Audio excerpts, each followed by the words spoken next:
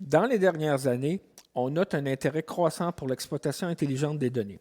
C'est une évolution, ou plutôt une révolution, qui s'appuie sur l'informatisation croissante des activités humaines dans nos sociétés. C'est conséquent, évidemment, au développement de la toile, de l'abondance des données, de l'augmentation aussi des capacités de calcul, puis l'émergence de la science des données, évidemment de l'intelligence artificielle.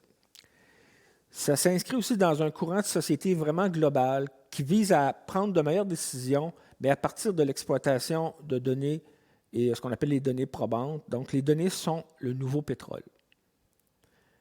Prendre des décisions à partir de données et de faits améliore la production et la productivité des organisations. Il y a des entreprises qui sont plus particulièrement comme les géants de la toile, le fameux GAFAM, là, Google, Amazon, Facebook, Apple et Microsoft, qui ont été les premières à prendre ce virage des données massives et de l'intelligence artificielle. Maintenant, ce sont des incontournables dans ces domaines, avec les avantages et les inconvénients que cela peut représenter. L'accès et la valorisation de données exclusives peut constituer une niche vraiment intéressante pour une PME. L'entreprise peut ainsi se distinguer et éviter la concurrence directe des géants du marché. Typiquement, ce sont des données qu'on ne retrouve pas facilement sur la toile, qui sont plutôt difficiles à récolter ou encore des données pour des marchés trop petits pour intéresser les géants. Ça peut aussi être des données qui résultent d'une combinaison de données que personne n'a encore pensé à exploiter.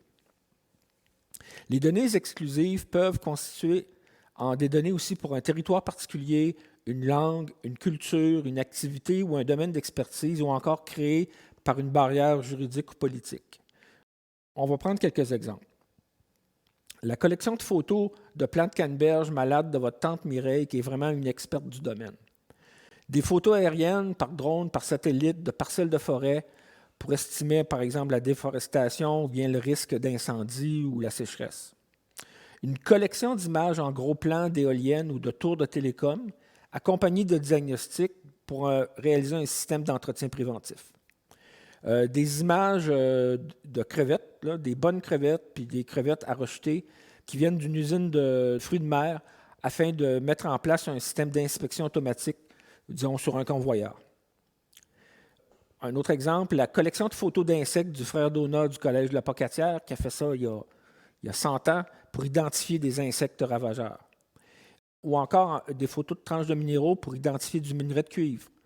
Enfin, des prises de vue par drone pour faire l'inventaire des orignaux dans le parc de la Gaspésie.